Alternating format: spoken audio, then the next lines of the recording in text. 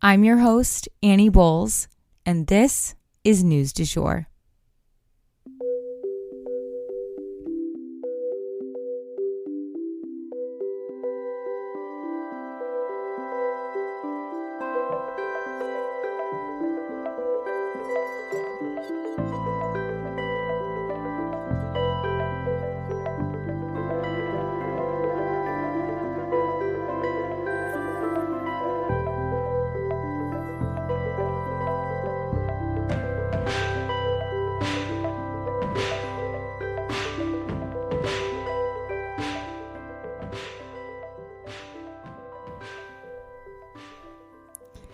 Hey you guys, happy Monday. Welcome back to the News du Jour, a calmer space to consume the news. I have a bunch of Iran updates to kick off this episode, and then unfortunately we're going to have to dive into a bunch of different gun violence related stories from throughout the country, but also one in Russia. Anywho, let's go ahead and hop into Iran and go from there. So first up, I do have to issue a content warning. This story involves the death of minors as well as descriptions of a massacre. So 2 16-year-old girls were killed since the protests in Iran have started. They have now kind of become the new face of this current movement. If you guys remember, it was actually the death of a young woman, a 22-year-old, who kicked off these protests in the first place. But now, 2 more young women, teenagers, 16 years old, both of them, have been killed by security forces in Iran, kind of further proving the protesters' point that women are not safe at the hands of police in Iran. Both girls were found with their heads literally smashed in, you guys. And one specifically we know was from a police baton. They were normal 16-year-old girls, you guys, leading up to this, snapping selfies, giggling, and going shopping. And now they're dead. And a rallying cry for the ongoing riots. But the thing is, these 16-year-old girls are not the only ones dying. As of last week, I had heard that, about 11, 12 people had died in the protests. Now the total is much, much higher and largely unknown. And it's unknown, if you guys remember, Iran as a government is shutting off the internet. So it's really hard to get information out. But now there is a day that we do know about that is called or referred to as Bloody Friday, an instance where nearly 100 people were killed, according to Amnesty International. A vast and bloody massacre went down, you guys. So here's how it happened. Stepping out from a prayer complex, of all places, a group of protesters went over to confront police forces that were across the street. But the police began firing, quote unquote, indiscriminately, according to the New York Times. So just shooting all over the place. And the group ran back into the prayer space. They retreated, and the police forces followed them in there and continued shooting. They shot into the crowd of thousands and ultimately killed a ton of people who weren't even involved in the protesting at all. Elderly people. Children, you guys. It was a legitimate massacre. An eyewitness described it as something that he had only seen in the movies. Everyone retreated back into the prayer area because they thought it would be the safest spot in the city. Instead, it became a slaughterhouse, prayer mats stained with blood. And next up in our discussions about Iran, I wanted to touch on the prison fires. Damn. Okay, so during the massacre, people were actually afraid of going to the hospital for help. And that was because they were afraid that they would then be arrested at the hospital for rioting. That's the situation that we're dealing with there, you guys. The government in Iran, like many other authoritarian areas of the world, is trying to arrest everyone that opposes them. So as you can imagine, the jails are filled with political prisoners. The most active of the activists are the ones locked up. So what does that get you? Oh yeah, it gets you a prison fire. There is a pretty notorious prison in Tehran called Evin Prison. Inside, there are hundreds of activists and political prisoners right now, and they know that their fighting is mounting into a tidal wave and that now is their moment.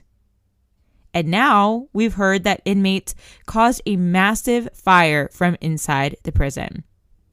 Huge explosions and gunshots were actually heard by nearby residents outside of the prison. But the fire is definitely visible from the outside, you guys. It was huge. But the details are murky about exactly what went down to cause this fire. Reports on social media seem to be kind of conflicting with one another. But one thing is for sure. If you lock up enough prominent activists, they will find a way to enact change from inside. Just think of what happened when Alice Paul and Lucy Burns, think of what they did for the women's suffrage movement while they were locked up. The president of Iran keeps saying this is a national issue and not one for other countries to get involved with. And you know what? He's right. This uprising is by, for, and because of the young women in Iran. They are stepping up for themselves and demanding that their government respect them as the full, free human beings that they are.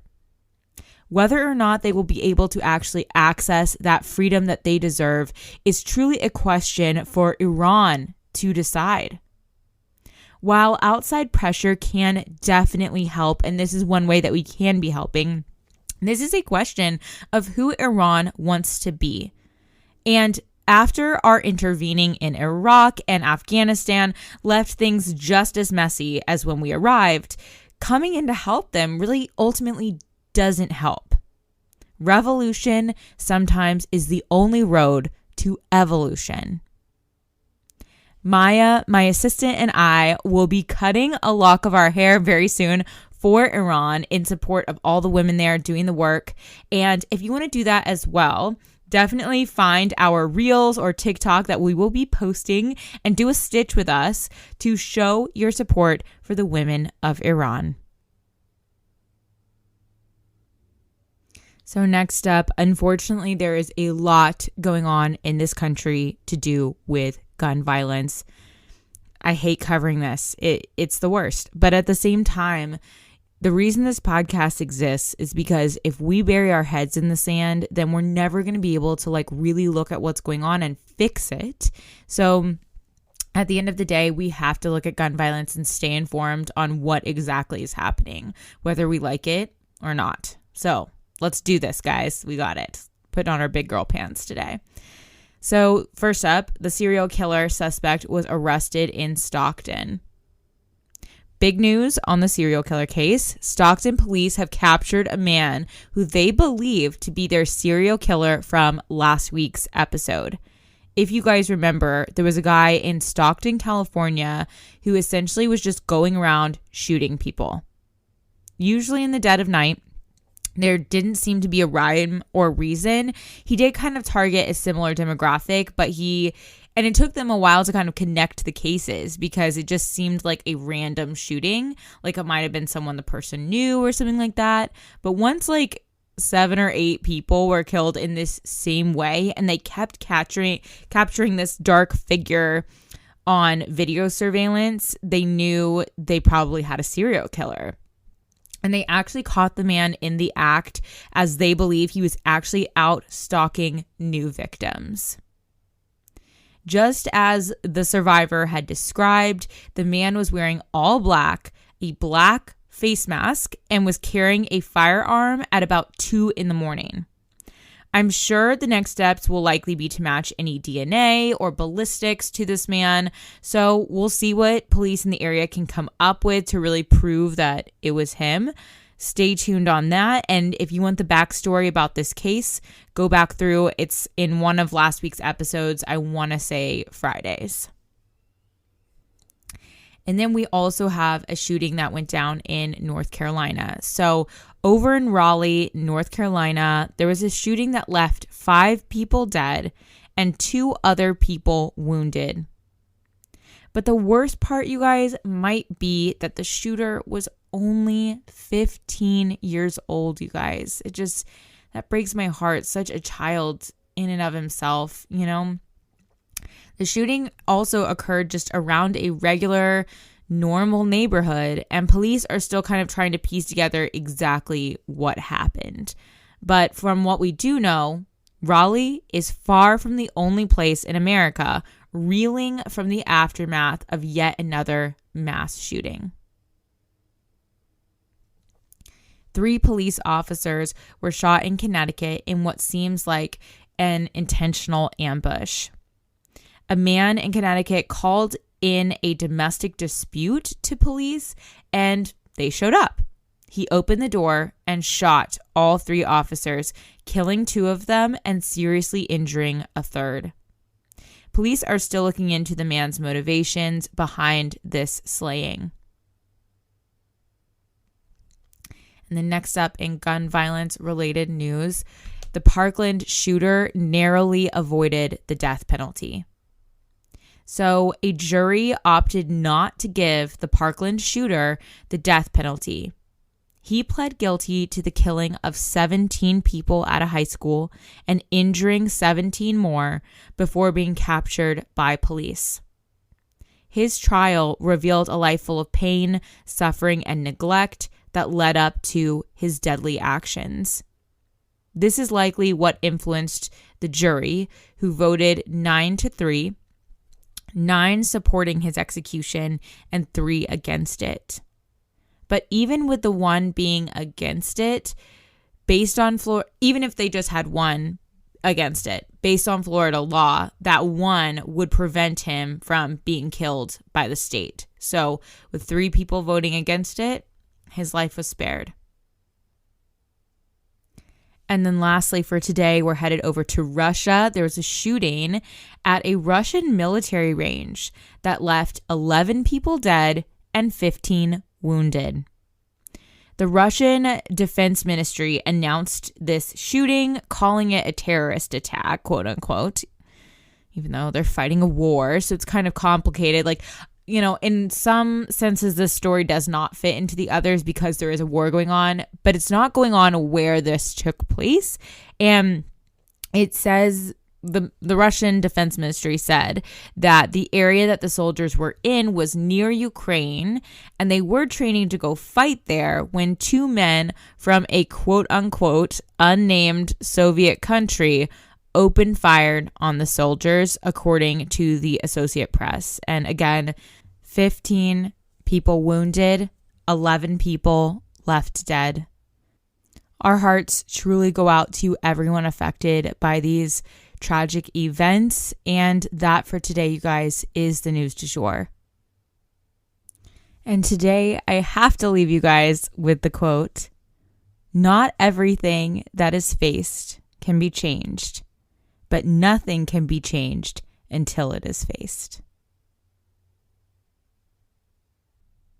If you enjoyed this episode, please consider becoming a patron of our podcast. For $7.99 a month, you can unlock tons of perks like breaking news text messages so that you're never out of the loop.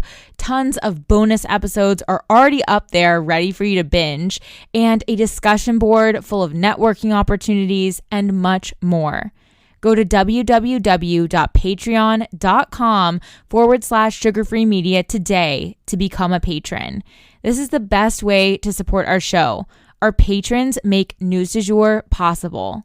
But a couple other ways to support our podcast are rate and review on whatever podcast platform you use to listen, share on your social media, you have influence, Tell your friends, family, and colleagues that you love News du Jour and why you listen. You can also follow us on social media under sugarfreemedia.co on Instagram, just sugarfreemedia, all one word, on TikTok, and sugarfree_media on Twitter. We also have a weekend newsletter called Dreamers Digest that's full of dreamy content recommendations for your weekend and a life update from yours truly. Sign up today on our website, www.sugarfreemedia.co. Our music is by Joey Lavoie and Nicholas Foster. Our cover art is by Hannah Pierce Photography. Our Sugar Free Media logo is by Catherine Jezik Designs. Any twinkling or little footsteps you might hear in the background are by my dog, Rhett. He's a rescue pup and always records with me.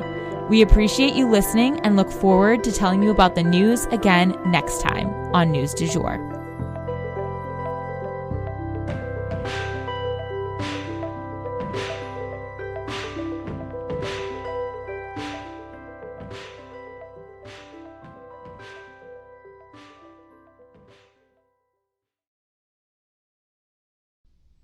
Broadcasting from Oklahoma.